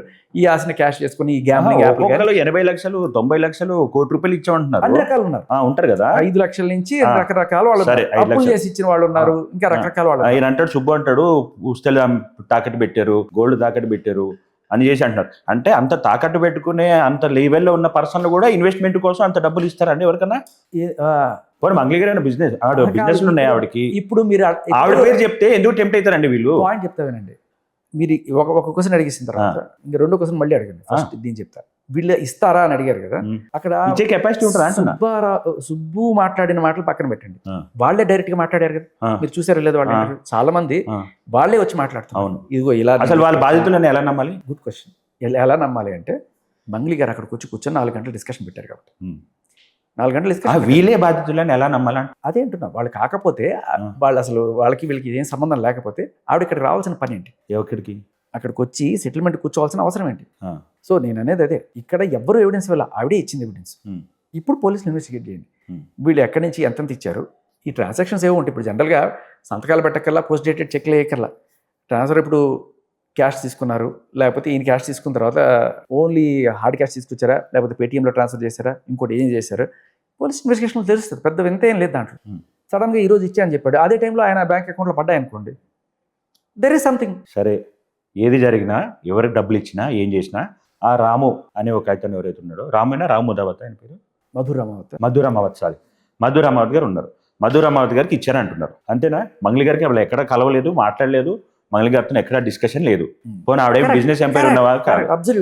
కరెక్ట్ కదా. ఈ పాయింట్ ఒప్పుకుంటారు కదా. 100 కోట్లు ఇచ్చి ఉండొచ్చు, 10 కోట్లు ఇచ్చి ఉండొచ్చు, 20 మంది ఇచ్చి ఉండొచ్చు. ఇచ్చింది ఎవరికి? ఆయన మధుకి ఇచ్చారు. మరి దానికి మంగళి గారికి సంబంధం ఎందుకు పెడతారు? కరెక్ట్, అదే కదా ఆవిడ అడగాల్సింది. ఆవిడ అదే అడుగుతున్నారు కదా, ఏ బేసిస్ లో పెడతారు అని అంటున్నా. కాదు, మీకు అదే అన్నా, నాకు నిజంగానే ఆవిడ వచ్చి కూర్చోకపోతే మీరు అడిగిందే నేను అడుగుతాను, పాపం ఎందుకని ఆవిడ లాగుతున్నారని. అంటే ఆవిడ వచ్చి 4 గంటలు కూర్చొని అక్కడ మాట్లాడింది చూసారా, ఆ మాటలు, అది విన్నవాళ్ళు మాట్లాడిన మాటలు, ఇవన్నీ కూడా విన్న తర్వాత ఎస్, కొట్టిపారేయడానికి లేదు. అంటే ఆవిడ ఇచ్చిందా లేకపోతే ఆవిడ బలవంతంగా పెట్టించిందా అనే దాని గురించి నేను మాట్లాడకపోయినా ఆవిడకి సంబంధించి కొంత ఇన్వాల్వ్మెంట్ ఉంది, లేకపోతే ఆవిడ వచ్చి కూర్చోవాల్సిన అవసరం లేదు అనే ఒక డౌట్ అయితే వస్తుంది. డౌట్ అయితే క్రియేట్ అయింది. దానికి కారణం ఎవరు? ఆవిడే. అసలు దానికి కూడా ఎంతవరకు వాస్తవాన్ని నమ్మచ్చు అంటారు? మీరు చెప్తుండే ఆవిడ వచ్చి కూర్చుంది, 4 గంటలు కూర్చుంది, ఇలా బెదిరించింది, లేదు వాస్తవమా కాదా అనేది పోలీసులు తేల్చాలి. ఇప్పుడు కానీ అసలు పోలీసులు కేసే టేకప్ చేయకూడదు, అసలు ఆవిడ మనం ఏం అనడానికి లేదు అనడానికి కూడా లేదు. ఎందుకంటే ఎఫ్ఐఆర్ చేశారు కదండి. ఎఫ్ఐఆర్ ఇది ఈయన మీద ప్రాణభయం ఉంది లేకపోతే ఈయన సంపాదించారు అనేది జరుగుతుంది. బట్ వీళ్ళకి సంబంధించి ఈ మనీకి సంబంధించి ఇన్వెస్టిగేట్ చేయాలి పోలీసులు. ఎందుకంటే చిన్న అమౌంట్ కాదు పాపం. నిజంగానే వాళ్ళు చెప్పినట్టుగా పుస్తలమ్మో లేకపోతే చాలామంది ఆశపడతారు. ఈ ఆశపడడం వల్ల ఏముంది, ఇవాళ అమ్మేస్తాం, పసుపు తాడు కట్టుకోవే, మనకి ఇంకా ఇక్కడ డబ్బులు వస్తాయి అని చెప్పి ఆశపడి బుల్ మంది ఉంటారు. ఎందుకండి బెట్టింగ్ యాప్స్లో ఎంతమంది చచ్చిపోయిన వాళ్ళు ఉన్నారు ఇలా ఆశపడి. సో నేననేది ఇప్పటిదాకా ఆధారం లేదు, ఆవిడ అనడానికి లేదు. కానీ ఎప్పుడైతే ఆవిడ అక్కడ వచ్చి కూర్చుందో దట్ ఇట్ సెల్ఫ్ ఈజ్ ఆధారం. అది ఎంతవరకు ఉందని మనకు తేల్చాల్సిన బాధ్యత పోలీసులు. ఇప్పుడు అక్కడ ఆవిడ కూర్చున్నంత మాత్రాన నిజంగా మొత్తం ఆవిడే చేయించిందా లేదా అనేదానికి అనుమానాలకి తావుంది. అంత మాత్రాన ఆవిడ చేసేసింది అని నన్ను చేయలేదు అని చెప్పి కూడా నేను చెప్పను. కానీ ఇట్స్ ఇన్ ద మిడిల్, దీన్ని తేల్చాల్సింది పోలీసులు. ఓకే, అది. సో మీ అనాలిసిస్ ప్రకారం ఏం జరుగుతుంది అనుకుంటున్నారు? ఆనెస్ట్గా చెప్పండి, పర్లేదు. అంటే ప్రమోషన్స్ కోసం ఈ అమితాబ్ బచ్చన్ ఇది చేయండి, సచిన్ టెండూల్కర్ అది చేయండి అని చెప్పి అన్నప్పుడు నిజంగానే వాళ్ళందరూ అవే ప్రోడక్ట్లు వాడుతున్నారా అంటే వాడరు. కానీ కొంతమంది వేరే అమ్మాయిలు మావాడు చెప్పాడు కదా అని చెప్పి వెళ్ళి కొనుక్కుంటారు. అలాంటివి కూడా కేసులు పెట్టినారు పోలీసులు ఇవాళ రేపటి. నీకు రెస్పాన్సిబిలిటీ ఉంది, నీ పేరు వాడి వాళ్ళు ఏదో ప్రోడక్ట్ అమ్ముతున్నారు. ఇప్పుడు బెట్టింగ్ యాప్స్కి సంబంధించి అదే కదా జరిగింది. ఎవరు మన బిగ్ బాస్ సెలబ్రిటీస్ ఎవరైతే ఉన్నారో వాళ్ళందరూ వచ్చి కేసులు ఎందుకని వాళ్ళకి నిజంగానే సంబంధం లేదు పాపం. వాళ్ళు ఏదో ఈ స్క్రిప్ట్ చదవండియా అంటే చదివారు, చదివిన తర్వాత వాళ్ళని తీసుకొచ్చి కూర్చోబెట్టారు. అంటే నాకు తెలియదు ఇట్టంత ఒక చట్టం ఉందని చెప్పి తెలుసుకుంటారు మెల్లగా. సరే, అది ఇప్పుడు ఏంటంటే ఇప్పుడు వీళ్ళకి ఆ బెట్టింగ్ యాప్స్ నిర్వాహకులకి ఏ సంబంధం లేదు, జస్ట్ ఒక ట్రాన్సాక్షన్. అలా కాకుండా ఈ బెట్టింగ్ యాప్స్ వీడి బామ్మర్దో వీడికి అన్నయ్యో అయితే అప్పుడు ఏమవుతుంది, అనుమానాలు గట్టిగా ఉంటాయి. సో ఇక్కడ ఫ్యామిలీ లింకప్ అయింది. ఆ ఫ్యామిలీ కూడా ఎక్కడ లింకప్ లేదు కదండి. అంటే మధు అనే వ్యక్తి ఎక్కడ వీళ్ళకి లింకప్ లేదు కదా. అంటే నేను విన్నది వీళ్ళ చెల్లిని ఆయనకి ఇచ్చి చేద్దాం అనుకున్నారు. శేఖర్ భాష్ గారు, నేను ఒకటి అంట, మీరు చాలా అంటే పద్ధతిగా ప్రతి దానిలో ఎనలైజ్ చేసి చాలా విషయాలు నేను చాలాసార్లు చూసింది ఏంటంటే, బయటకు అందరూ ఒకలాగా మాట్లాడుతున్నప్పుడు శేఖర్ భాష గారు నిజంగా వాయిస్ ఇచ్చి ఇన్సైట్స్ మాట్లాడారు, అక్యురేట్గా మాట్లాడారు. నాకు మీరంటే అందుకే ఇష్టం. ఇవాళ మీరు ఈ డిస్కషన్ పెట్టడానికి కారణం అదే. మీలాంటి వ్యక్తి ఇవాళ వాడన్నాడు వీడన్నాడు ఏదో విన్నా ఏదో అనేసి ఒక పేరున్న ఒక లేడీని కానీ ఒక ఇండివిజువల్ కానీ, నేను లేడీ అని కూడా అన్న అసలు ఆ టాపిక్ వద్దు, ఒక ఇండివిజువల్ని మీరు మీ మాట ద్వారా వాళ్ళకి ఒక బ్యాడ్ నేమ్ తీసుకొస్తున్నారు. అది ఎంతవరకు కరెక్ట్ చెప్పండి. ఆవిడ అక్కడికి వచ్చి కూర్చోకపోతే అసలు నేను మీరు చూడలేదు కదా, అది కూడా మీరు చూడలేదు కదా. లేదు, ఆవిడ వచ్చిన మాట ఆవిడే ఒప్పుకుంది కదా. ఆవిడే ఒప్పుకుంది కదా. ఆవిడ వచ్చిన మాట ఓకే, బట్ ఏ ఉద్దేశంతో వచ్చినది కూడా ఆయన ఉడుగుల గారు చెప్పారు కదా. ఈ అడ్వకేట్ వాళ్ళని అప్రోచ్ అయ్యాడు, ఇలా ఇష్యూస్ ఉన్నాయని అన్నాడు. సరే రా వచ్చి మాట్లాడానన్నా ఆవిడ వచ్చి క్లారిటీ ఇచ్చింది, చెప్పేశాను. డబ్బులు అడిగాడు అని అంటున్నారు వాళ్ళు, ఇతనే మమ్మల్ని డబ్బులు అడిగాడు ఇవ్వమని అన్నారు అని అయిపోయింది టాపిక్. మీరు దాన్ని కూడా ప్రతిసారి వాళ్ళన్నారు వీళ్ళన్నారు అనేసి ఒక మనిషి రెప్యుటేషన్ మీదకి తీసుకొస్తుంటే మీకు అది అంటే మంచిగా అనిపిస్తుంది. రెప్యుటేషన్ ఏముందండి దాంట్లో? ఇప్పుడు రెప్యుటేషన్ గురించి మాట్లాడలే నేను. ఆవిడ వచ్చి కూర్చున్నప్పుడు దాంతో ఇంత పెద్ద ఎలిగేషన్ ఆవిడ మీద ఎలా తీసుకొస్తారు? ఆవిడ రెప్యుటేషన్ కన్నా నాకు అక్కడ సుబ్బు ఎందుకు వెళ్ళాడు చెప్పండి, వాళ్ళు పిలిచారు అనుకోండి, ఎందుకు వెళ్ళాడు? పూర్తిగా ఆన్సర్ వినకుండా ఇంకొక స్టేట్ ఏం చెప్తాను. ఇక్కడ 20 మంది ఎవరైతే ఉన్నారో ప్రస్తుతం ఉన్నారు, నేను వాళ్ళ అమాయకులనే ఫీల్ అవుతున్నా, వాళ్ళు నష్టపోయారనే ఫీల్ అవుతున్నా. ఈవిడ వల్ల నష్టపోయారా లేకపోతే ఇంకోళ్ళు వాళ్ళు నష్టపోయారా లేకపోతే ఆ మధు అనే ఆయన వల్ల నష్టపోయారా అనేది తేల్చాల్సింది పోలీసులు. కాకపోతే ఇక్కడ ఈవిడ వెళ్ళి కూర్చోవడం బట్టి ఏమర్థమవుతుందంటే వాళ్ళకి వీళ్ళకి మధ్య ఒక సంబంధం ఉంది, అది ఎంతవరకు ఉంది అనేది పోలీసులు తేల్చాలి అంటున్నాను. నేను ఈవిడే చేయించింది అనట్లా, సంబంధం ఉంది కాబట్టే వీళ్ళందరూ కూడా ఆవిడ పేరు తీసుకొస్తున్నారు. వీళ్ళందరూ మీరు అంటున్నారు మధురామావత్ అనే వ్యక్తిని వీళ్ళ చెల్లికి ఇచ్చి చేయాలనుకుంటున్నారు అనేది, అది బయట ఎవరు అంటే మీరు కూడా లింక్ పెట్టడం కరెక్ట్ కాదు కదా అంటున్నా. బయట ఎవరు అన్నారనే చెప్తున్నా, నాకు తెలిసిన చెప్పట్లా. ఇప్పుడు బయట వచ్చిన న్యూసే నేను చెప్తున్నాను. బయట వాళ్ళు ఎవరైతే 20 మంది బాధితులు ఉన్నారో వాళ్ళు మేము ఎందుకు ఇచ్చామయ్యా అంటే నేను వాళ్ళు చెల్లిని చేసుకోబోతున్నానని ఆయన చెప్పుకున్నాడని చెప్తున్నాడు. This a news. నేను నా సొంతంగా నాకు తెలుసని చెప్పట్లా, ఆయన కోట్ చేసింది నేను చెప్తున్నాను. ఇప్పుడు మధురామావతి అనే వ్యక్తి చాలా నార్మల్ పర్సన్, ఆయన ఏం పెద్ద సెలవు ఇది కాదు, పేరున్న వ్యక్తి కాదు, బిజినెస్ ఎంపైర్ నడుపుతున్న అతను కాదు. అలాంటి ఒక వ్యక్తి పోయి నేను ఎవరినో పెళ్లి చేసుకుంటాను గాల మాటలు చెప్పేస్తే నమ్మేసి ఇచ్చేస్తారండి డబ్బులు. వీళ్ళని గోవా తీసుకెళ్ళాట, 5,000 టిప్లు ఏవో ఇస్తున్నారట, వాళ్ళు చెప్పిన మాటలు. ఎవరు ఈ బాధితులు అంటే ఒక వ్యక్తి వీళ్ళని గోవా తీసుకెళ్తే ఆడ ఖర్చుతోటి టిప్పులు తీసుకునే కేటగిరీ ఉన్న పర్సన్ అంటే ఇతను మా తరపు మరి సరేనండి. ఒకళ్ళు ట్రిప్కి తీసుకెళ్తే ట్రిప్కి పోయే కేటగిరీ అయిన పర్సన్స్, అలాంటి ఇండివిజువల్స్ ఎన్ని లక్షలు మళ్ళీ ఏవి గ్యారెంటీ లేకుండా ఇచ్చేసే స్టేజ్లో ఉంటారండి అసలు ఉన్నారండి. ఇంకా పల్లెటూరులో వాళ్ళు అంటే ఇంకా మళ్ళీ మనిషిని నమ్మలేదా ఇట్లా అంటే వాళ్ళ తోటివాడు సడన్గా అంత గొప్పవాడు అయ్యేటప్పటికి అవును మనం కూడా రేపు ఇలాగే గొప్పవాళ్ళు అవ్వచ్చు అని చెప్పి దీంతో మరి వాళ్ళు ఎంతవరకు నమ్మిచ్చారే పాపం. అంటే చాలా మంది ఇలాగే మోసపోతున్నారు, దాంట్లో ఏమీ అనుమానం లేదు. ఇలా చాలా మంది మోసపోతున్నారు. తెలిసిన వాళ్ళు ఫ్రెండ్స్ అనే కేటగిరీలో ఇచ్చేసి డబ్బులు పెట్టేసి ప్రామిసరీ నోట్లు కూడా లేకుండా తీసుకుని నేను ఆ కేటగిరీలో వాళ్ళు మోసపోయారు ఖచ్చితంగా. ఇటువంటి వాళ్ళకి నిజంగానే కోర్టుకు వెళ్ళి కూర్చుంటే కేసుల్లో సాక్ష్యాలు లేవు, కొట్టేస్తారు కేసు. బట్ ఇటువంటి అవుట్ ఆఫ్ కోర్ట్ సెటిల్మెంట్ల కోసమే ఎవరైనా లాయర్లు ప్రయత్నిస్తారు. జనరల్గా ఏ లాయర్ దగ్గరికైనా సరే ఇటువంటి వెళ్ళపు ఏమయ్యా నీ దగ్గర ఏం సాక్ష్యం ఉందని అడుగుతాను. మీరు అడిగినట్టు నేను ఏమంటున్నానంటే వాళ్ళు బాధితులు అయి ఉండొచ్చు, నిజంగా నష్టపోయి ఉండొచ్చు, సుబ్బు గారు వాళ్ళకి హెల్ప్ చేయడానికి ప్రయత్నిస్తుండొచ్చు. కానీ నేను అంటుంది ఏంటంటే ఒక అడ్వకేట్కి అయినా ఎవరికి ఇచ్చారో మధురామావతికి ఇచ్చారని వీళ్ళు చెప్తున్నారు కదా, ఆ పర్సన్ని టార్గెట్ చేయకుండా ఆ పర్సన్ మీద కంప్లైంట్స్ పెట్టకుండా అతనేదో చెప్పుకున్నారని చెప్పేసి వేరే వాళ్ళని టార్గెట్ చేసి వాళ్ళ పేర్లు చెప్పుకుంటూ తిరుగుతాం కరెక్ట్ కాదు కదా అంటున్నా. వాళ్ళ పేరు ఆయన మెయిన్ టార్గెట్ ఎవరు ఉండాలి? డబ్బులు తీసుకున్న వ్యక్తి మీద ఉండాలి తప్ప మంగ్లీ అని ఆవిడ లింక్ చేసి సంబంధం లేకుండా ఆయన కాదు కదా, ఆయన కాదు కదా. 20 మంది కూడా చెప్తున్నారు కదా ఆవిడ పేరు చెప్పుకునే మా దగ్గర నుంచి డబ్బులు తీసుకున్నారు. ఆవిడ పేరు చెప్పుకొని తీసుకున్నారు, ఆవిడ చెప్పలేదు కదా, ఇవ్వమని చెప్పలేదు కదా. ఇదైతే క్లియర్ కదా. వీళ్ళలో ఎవరు కూడా మంగ్లీ గారు మాకు ఇవ్వమని చెప్పారు, లేకపోతే మంగ్లీ గారు మమ్మల్ని ఇన్వెస్ట్ చేయమని చెప్పారు అని ఒక్కరు కూడా అనలేదు కదా ఇంతవరకు. నేను కూడా అనలేదు కదా. కానీ ఆవిడ సెటిల్మెంట్కి వచ్చి కూర్చుంది కదా, ఎందుకు అనేది పాయింట్. ఇవేమి సాక్ష్యాలు కావు, ఇది ఒకటే సాక్ష్యం, ఇది ఒకటే పాయింట్, సింగిల్ పాయింట్. ఒకవేళ కాకపోతే నీ వాళ్ళు కాకపోతే నువ్వు వెళ్ళి ఎందుకు కూర్చుంటావు? ఆ మధురామావతికి నీకు అసలు సంబంధమే లేదనుకో. ఇప్పుడు బయటకు వచ్చి మాట్లాడుతున్నావు, మరి ఆయన కోసం నువ్వు వెళ్ళి అక్కడ కూర్చొని సెటిల్మెంట్ ఎందుకు చేస్తావు? అది సెటిల్మెంట్ అని మీరు అంటున్నారు విన్నదాన్ని బట్టి. అది సెటిల్మెంట్ అయి ఉండొచ్చు, ఒక క్లారిటీకి ఇవ్వడానికి వెళ్ళి ఉండొచ్చు కదా. ఆవిడ మీద ఎలిగేషన్స్ వస్తున్నాయి అని చెప్పి ఆవిడ వెళ్ళి క్లారిటీ ఇవ్వడానికి వెళ్ళి ఉండొచ్చు కదండి. క్లారిటీ ఇవ్వడానికి వెళ్ళినప్పుడు నీకు ఎంతో కొంత ఇస్తాం, నువ్వు సైలెంట్ అయిపో అంటావా? నీకు ఎంతో కొంత ఇచ్చేస్తాం, సైలెంట్ అయిపో. లేకపోతే నేను ఒక కారు గుద్దేస్తుంది, యాక్సిడెంట్లో పోతావు. ఇటువంటి మాటలు అంటే ఆవిడ లేకపోతే ఆవిడ టీము అన్నారనో, లేకపోతే సుబ్బు నాతో చెప్పాడనో కాదు, అక్కడ విన్నవాళ్ళు చెప్తున్నారు, ఆ పక్క క్యాబిన్లో ఉన్నవాళ్ళు చెప్తున్నారు. గట్టిగా అరుస్తూ పచ్చి బూతులు తిడుతూ కొట్టారా అని కూడా అడిగారు. లేదండి కొట్టలేదు, అస్సలు కొట్టలేదు, ఏం చేయలేదని చెప్పి. సో అదే నాకు తెలిసిన నిజం నేను మీకు చూపించలేను. సో మొత్తానికి అయితే ఆఫ్ కెమెరా మీకు చూపిస్తాను, మీరు చూసి తెలుసుకోండి. నేను అనేది అదే, ఇప్పుడు ఏ సాక్ష్యం లేకుండా పోలీసులు కేసు పెడతారంటే ప్రైమా ఫేసీ ఉంది అనుకుంటే పోలీసులు కేసు పెడతారు. సాక్ష్యాలు తీసుకురావాల్సిన బాధ్యత అయ్యోది ఇన్వెస్టిగేటింగ్ ఆఫీసర్. ఆయన ఇన్వెస్టిగేట్ చేయాలి. ఎన్ని కాల్స్ ఉన్నాయి ఆయన చూపిస్తాడు. ఆ రోజు 10 కాల్స్ ఇవి నాకు ఎందుకు చేస్తాను ఏంటి ఇలా అనగానే అయిపోద్దండి. ఇప్పుడు నేను ఇలా ఫోన్ ఎత్తేసి శేఖర్ భాష గారు నాకు 10 సార్లు ఫోన్ చేశారు అని అంట. ఇప్పుడు మీరు చెప్పక్కర్లా, నేను చెప్పక్కర్లా, పోలీసులు తేల్చచ్చు కదా. పోలీసులు ఇవ్వట్లేదు కదా ఎవిడెన్స్. ఆయన ఇవ్వాల్సిన పని ఏముంది? 2 నంబర్లు తీసుకుంటే వీళ్ళు ఎక్స్చేంజ్ నుంచి వాళ్ళే తెప్పించుకోవచ్చు. ఇవాళ రేపట్లో చాలా కాదండి, అంతా నవ్వడానికి వెళ్ళలేదు. దాంట్లో చాలా ఈజీ. పోలీసులు చాలా చిటికలో తెలుస్తారు. అది చాలా చాలా చిన్న పని అది వాళ్ళకి.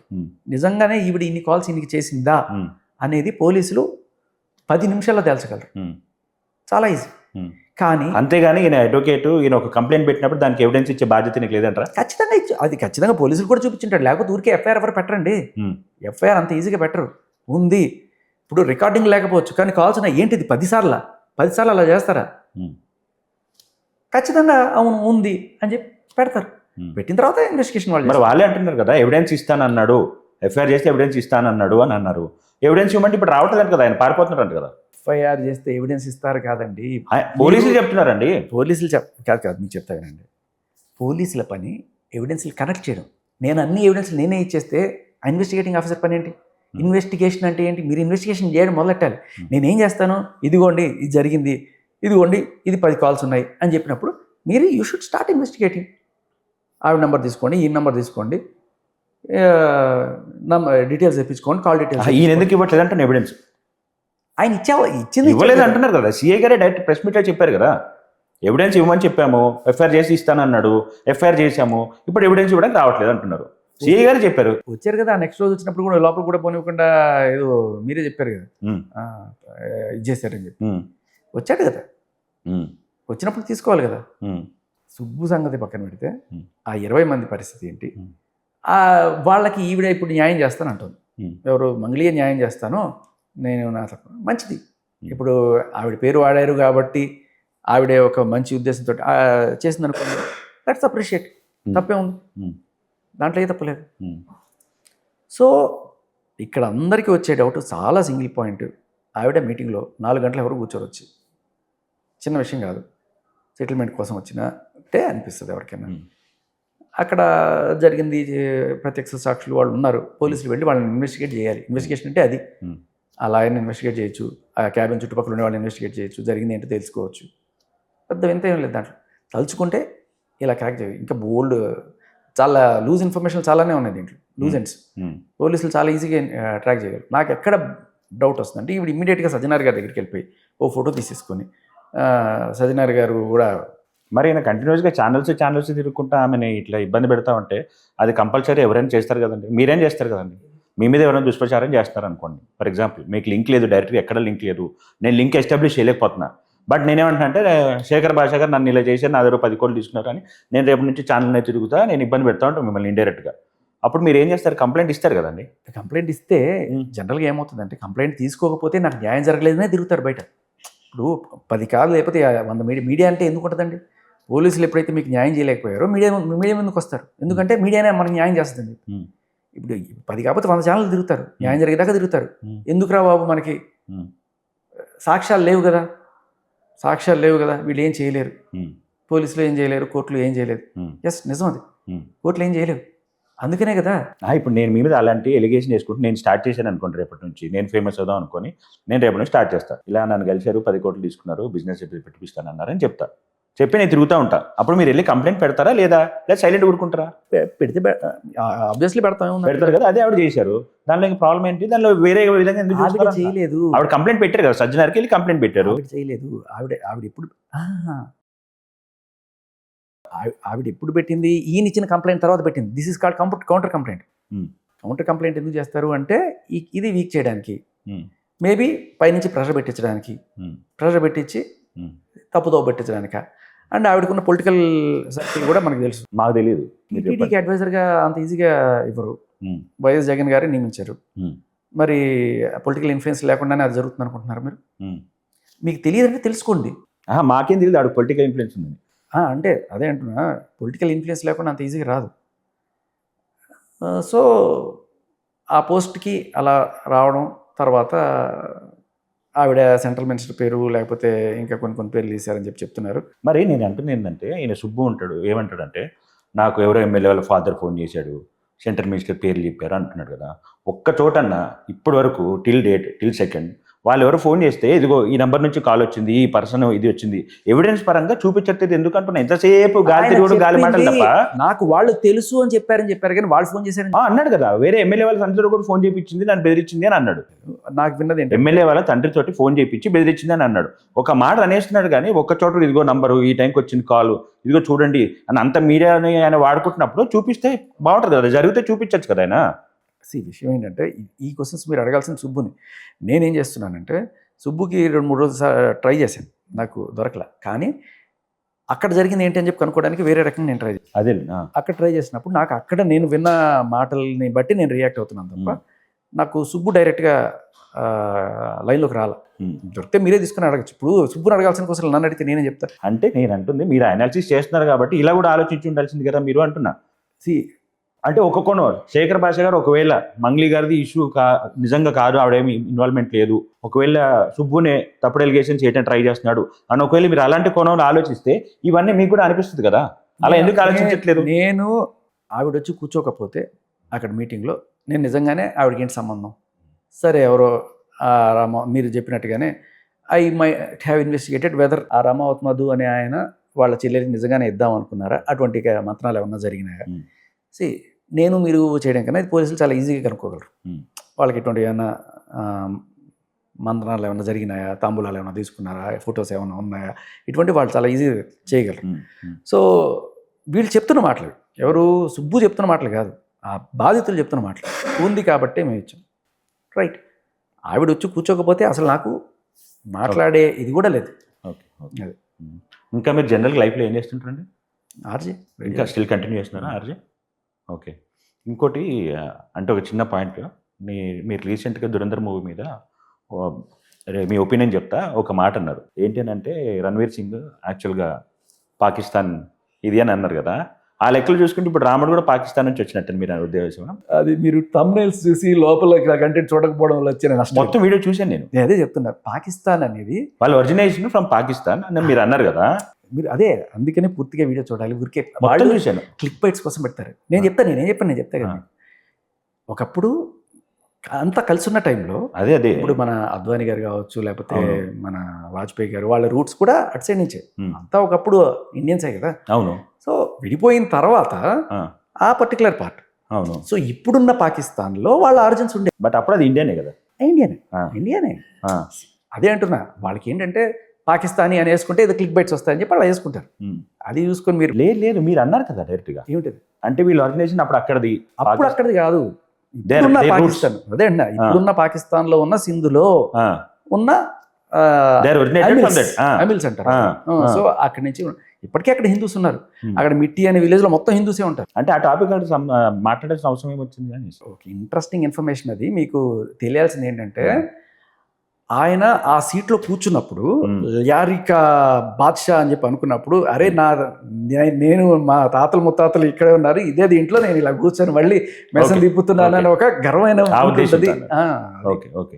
అంటే ఇప్పుడు ఆ ఉద్దేశంలో చాలా మంది దానికి చాలా మంది ఏమనుకుంటుంటారంటే, అక్కడ కింద కామెంట్ చేసేవాళ్ళు లోపల చాలా మంది అసలు లోపల ఏమి చూడకుండానే కింద కామెంట్లు పెట్టారనే విషయం నాకు అర్థమైంది. ఎందుకంటే శేఖర్ భాష, నువ్వు పాకిస్తాన్ పోరా, నువ్వు భాష కదా. అరే భాష అనేది రేడియో కోసం పెట్టిన పేరు రాది, నా పేరు శేఖర్ యాక్చువల్గా. జస్ట్ భాష అనే పేరు ఉండడం వల్ల వాళ్ళు నాకు ఒక రాజశేఖర్. ఓకే. సో వాళ్ళు దానికి నేను ఏదో పాకిస్తాన్ సపోర్టర్ అన్నట్టుగా అనుకుని ఇంకా రకరకాలుగా, అంటే దట్స్ మీరు పాకిస్తాన్ ఎక్కడ సపోర్ట్ చేయలేదు కదా వాస్తవంగా. జస్ట్ చెప్పాను అంతే. అది ఆరిజిన్ అక్కడ. వెరీ ఇంట్రెస్టింగ్ పాయింట్ అది. ఏంటంటే ఎమిల్స్ అనేవాళ్ళు రాముడి ఇద్దరు పిల్లలు లవకుశుల్లో కుశుడు ఇటు సైడ్ మన ప్రస్తుతం ఉన్న ఇండియా సైడు, ప్రస్తుతం ఉన్న పాకిస్తాన్లో ఉన్న లాహోర్, ఇవన్నీ కూడా లవుడు పరిపాలించిన ప్రాంతాలు. లాహోర్ అంటే లవహోర్, లవపురి అనేవాళ్ళు ఒకప్పుడు. Okay, okay. అక్కడ ఇప్పటికీ లవుడికి గుడి ఉంటుంది. ఓకే. సో అంత మంచి రీసెర్చ్ చేసిన మెటీరియల్ చెప్పాను నేను. వాళ్ళు ఇది క్లిక్ బైట్ కోసం అలా పెట్టుకున్నారు, కింద చూడకుండా కామెంట్లు పెట్టారు, దానికి నా పేరు ఒకటి యాడ్ అయింది మసాలా కోసం, అలా అపార్థాలు అనమాట. అదేలేండి.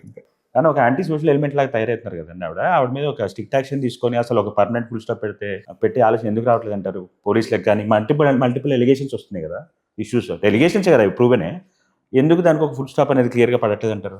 ఎంత సర్ప్రైజింగ్ విషయం నాకు ఇప్పటికీ అదే అనిపిస్తుంది. ఇందాక మీకు చెప్పా, ఒక రెడ్ హ్యాండెడ్గా డ్రగ్స్తో దొరికిపోయి, అంటే ఆ సివియారిటీని బట్టి 3 సార్లు కూడా బెయిల్ రిజెక్ట్ అయ్యి 45 రోజులు చించలు కూడా జైల్లో ఉండి వచ్చిన తర్వాత అటువంటి మనిషి వచ్చి ఒక హీరో మీద కేసు పెట్టేస్తే తీసేసుకుంటారు మనవాడు. అదే మనిషి అంటే నా మొగుడు, మేము పెళ్లి చేసుకున్నాం 11 ఏళ్ళు, అదే పిఎస్లో 6 నెలల క్రితం ఇంకొకటి మీద ఇతనితో అవును అని చెప్పి 6 నెలల క్రితం అదే పిఎస్లో ఇచ్చిన కంప్లైంట్ ఉంటుంది, ఆయన పోలీసులు కేసు పెట్టేస్తారు. అంటే ఒక మనిషికి ఈ హిస్టరీ ఉంది అని తెలిసినప్పుడు కనీసం ఇప్పుడు సుబ్బుకి ఎలా అయితే టెస్ట్ చేశారో ఇట్లా వచ్చిన వాళ్ళకి కనీసం ఎందుకు టెస్ట్ చేయలేకపోతున్నారు? డ్రగ్స్ టెస్ట్ ఎందుకు చేయలేకపోతున్నారు? అదే నా పాయింట్. డ్రగ్స్ కేసులో ఇరుక్కున్న ఎవరైనా సరే మొన్న ఎవరో ప్రతిపాదించారు, ఆయన మీద పాపం ఒక పొలిటీషియన్ ప్రతి 3 నెలలకి ఒకసారి వచ్చి వీళ్ళకి టెస్ట్ చేయాలి, సినిమా యాక్టర్లు అందరికీ అన్నాను. బట్ ఎవరికైతే ఈ హిస్టరీ ఉంటుందో, ఒక ఎఫ్ఐఆర్ అయినా ఉందో వాళ్ళ మీద, ప్రతి ఒక్కళ్ళు కూడా వచ్చి దే షుడ్ సబ్మిట్. అది మంచి పాయింట్, మంచి ఆదర్శం అవుతుంది ఖచ్చితంగా. వాళ్ళకు కూడా భయం ఉంటుంది, ఇలా చేయకూడదు, మనం మారాలి అనేసి. అంటే రాజకీయ నాయకులు కూడా చేసుకోవడంలో తప్పలేదు, వాళ్ళు ఆదర్శవంతులు కదా, ప్రజలకి నీతి చెప్పాల్సిన వాళ్ళు. ఎస్ విల్ డూ ఇట్ అని చెప్పచ్చు, తప్పలేదు. అలా నేను పోలీస్ స్టేషన్లో ఇది కంపల్సరీ చేయాలన్నాను. సుబ్బుకి ఏదైతే చేశారో ప్రతి కంప్లైంట్ ఇచ్చేవాడికి పెట్టండి ఫస్ట్. వాడు స్పృహలో ఉండే ఇస్తున్నాడా, మందే కాదు డ్రగ్స్ టెస్ట్ కూడా చేయండి. డ్రగ్స్ టెస్ట్ అందరికీ చేయలేకపోవచ్చు, బట్ కనీసం హిస్టరీ ఉన్న వాళ్ళకైనా చేయండి. అదే పాయింట్. అదే అంటే ఎందుకట్లా ఇప్పుడు మొన్న దొరికింది ఆవిడ డ్రంక్ అండ్ డ్రైవ్, మరి అదే టైంలో డ్రగ్స్ టెస్ట్ కూడా చేయొచ్చు. ఈ రోజు దాకా ఇన్ని కేసులు ఉన్న ఆవిడ, 12 కేసులు ఉన్న ఆవిడ మీద కనీసం ఒక్క డ్రగ్ టెస్ట్ చేయలేదు. అది మన పోలీసులు. అదే ఎందుకు అలా మేనేజ్ అంటే ఏ విధంగా అలా మేనేజ్ అవుతుంది అంటారు? ఆవిడ మేనేజ్ చేస్తుందా, లేకపోతే మన సిస్టంలోనే ఒక లూప్ హోల్ ఉందంటారా? ఇంకెవరికి డ్రగ్ టెస్టులు చేయలేదా? హేమ గారికి టెస్ట్ చేశారు, రాలేదని ఆవిడ బయట చెప్తూ ఉంటుంది వచ్చి. చేశారు కదా. అవును. మరి ఎందుకు ఇవిడికి చేయట్లేదు? Ladies are not an exception కదా. కరెక్ట్. అది కూడా నువ్వు మెటీరియల్తో దొరికావు. ఫస్ట్ కేసులో కన్జ్యూమర్, సెకండ్ కేసులో పెడలర్, ఇలా దొరికిన తర్వాత కూడా నువ్వు చేయకపోతే పోలీసులు అది ఎందుకు చేయట్లేదు? ఎన్ఫోర్స్ చేయలేదు. ఆవిడ మేనేజ్ చేస్తుందా అట్లా చేయకుండా, లేకపోతే మన సిస్టంలోనే అలాంటి ఇది ఉందంటారు? మేబీ పోలీసుల్లోనే కొంత అభయహస్తం ఉందేమో అని ఒక డౌట్. దానికి కారణాలు కూడా లేకపోలేదు. ఒక ఆఫీసర్ ట్రాన్స్ఫర్ అయ్యాడు అనే విషయం మీకు తెలిసి ఉంటుంది. మీ ఫామ్ హౌస్కి వస్తా, నిన్ను రక్కుతా, నాకు కసి, నాకు గలీజ్ దాన్ని, నేను ఆ పనులు చేస్తా, ఈ పనులు చేస్తా అని చెప్పి చాలా సెడక్టివ్గా మాట్లాడుతూ అది వచ్చిన తర్వాత ఆయన ట్రాన్స్ఫర్ అయ్యి వెళ్ళిపోయారు. ఇంకా ఎంతమంది ఉన్నారో ఇలాంటి ఆవిడ ఉచ్చులో ఎంతమంది ఉన్నారో మనకు తెలియదు.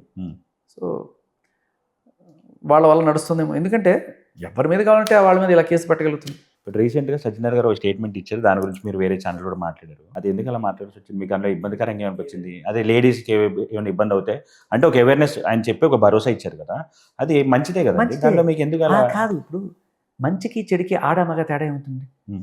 ఇప్పుడు లేడీస్కి మేము ఉన్నాం అంటే జెంట్స్కి నువ్వు లేవా? ఎంత ఇప్పుడు ఆయన ఏమంటారు అంటే మహిళల్ని రకరకాల డీపీలు పెట్టి, అందమైన డీపీలు పెట్టి వీళ్ళందరూ ఊరించి వాళ్ళని లవ్లోకి దింపి వాళ్ళ దగ్గర కొంత డబ్బులు వాళ్ళని వాడుకొని వాళ్ళని చేస్తున్నారు. ఇది హనీ ట్రాప్ మగాళ్ళు చేస్తున్నారు.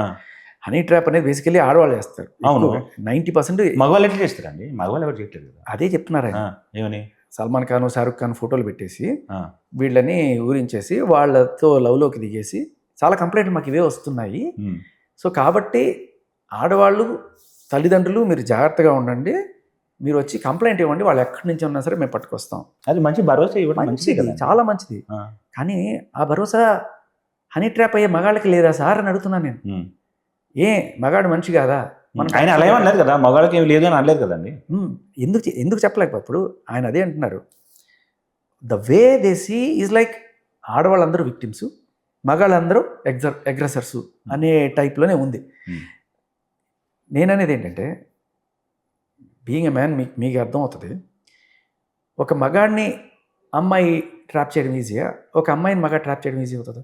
ఇప్పుడు మీరు ఒక అమ్మాయి మీకు తన ఫొటోస్ పెట్టో లేకపోతే తన అందచందాలు చూపించో మిమ్మల్ని లొంగ తీసుకోవడం ఈజీ పనే. ఒక అబ్బాయి తన అందచందాలతో అమ్మాయిని లొంగ తీసుకోవడం ఈజీ పనే. అమ్మాయిని చేయడం ఈజీ. మరి ఈయన ఏం చెప్తున్నారు? మనకి సినిమాలో కూడా ఉండేలాగా పేరు కనిష్క, ఫోటో అనుష్క. ఇవాళ మనం చాలా చూస్తున్నాం, 100 కేసులు ఉన్నాయి, కానీ చాలా చోట్ల రిజిస్టర్ కూడా కావట్లేదు పోలీస్ స్టేషన్లో. ఎందుకంటే మాకు ఇలాంటి కేసులు వస్తున్నాయని నేను చెప్తున్నారు. పాయింట్ ఏంటంటే అక్కడ అంటే ఒక మెన్స్ రైట్స్ యాక్టివిస్ట్గా నాకు మగాళ్ళు వెళ్ళి కేసులు పెడితే తీసుకునే పరిస్థితి లేదు పోలీస్ స్టేషన్. తీసుకోవట్లేదు. ఇంకోటి దానికి తోడు మీరు ఇలాంటి స్టేట్మెంట్లు చేస్తుంటే ఇంకా మగాడు అనేవాడికి ఏముంటుందండి? అంటే అక్కడ అట్లా అన్నట్టుగా నాకేం అనిపించలేదండి. ఆడవాళ్ళకి ఒక భరోసా ఇచ్చినట్టు అనిపించింది. నేను మగాళ్ళకి కూడా ఇమ్మని అడుగుతున్నాను, మగాళ్ళకి కూడా ఇవ్వండి అని అడుగుతున్నాను భరోసా.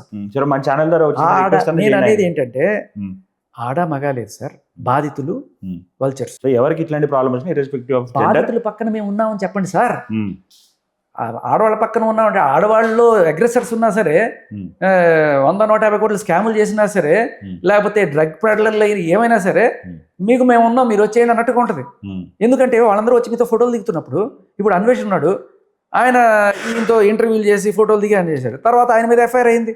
ఆయన హిందువుల్ని కించపరుస్తూ మాట్లాడము ఇవన్నీ కూడా చాలా జుగుప్సకరమైన వీడియోలు అన్ని చేస్తున్నాడు. అరే ఇటువంటి ఆయనతో ఈయన ఎందుకు రిలేట్ అయిన అవుతారు కదా. ఈయన ముందు వెనక తెలియకుండా సెలబ్రిటీ అని చెప్పేసి వచ్చేసి ఐ డోంట్ నో. ఇప్పుడు మంగళి గారు వెళ్ళి ఇచ్చారు, ఫోటో ఇచ్చారు, ఫోటో అండి కంప్లైంట్ ఇచ్చారు, ఆ కంప్లైంట్ ఇచ్చి ఫోటో పెట్టుకున్నారు సజ్జనార్ గారితో అని. ఈయన సరే, నేను అనేది ఏంటంటే ఆ 20 మందిలో చాలా మంది మహిళలు ఉన్నారు, వాళ్ళకి అదే ఛాన్స్ ఉంటుందా సార్ అని అడిగాను. సెలబ్రిటీ కాబట్టి మీరు ఇస్తున్నారా అంటే ఎక్కడో ఒక చోట ఒక అన్వేషు అంటే బాగా హైలీ ఇన్స్టాగ్రామ్ ఫాలోయర్స్ ఉండి లేకపోతే హై పాపులారిటీ ఉండే వాళ్ళు మాత్రమే మిమ్మల్ని అప్రోచబుల్గా ఉన్నారా, లేదు మీరు కామన్ మ్యాన్కి కూడా ఉమెన్కి కూడా కామన్ వాళ్ళకి అప్రోచబుల్గా ఉన్నారా అనేది కనబడుతుంది.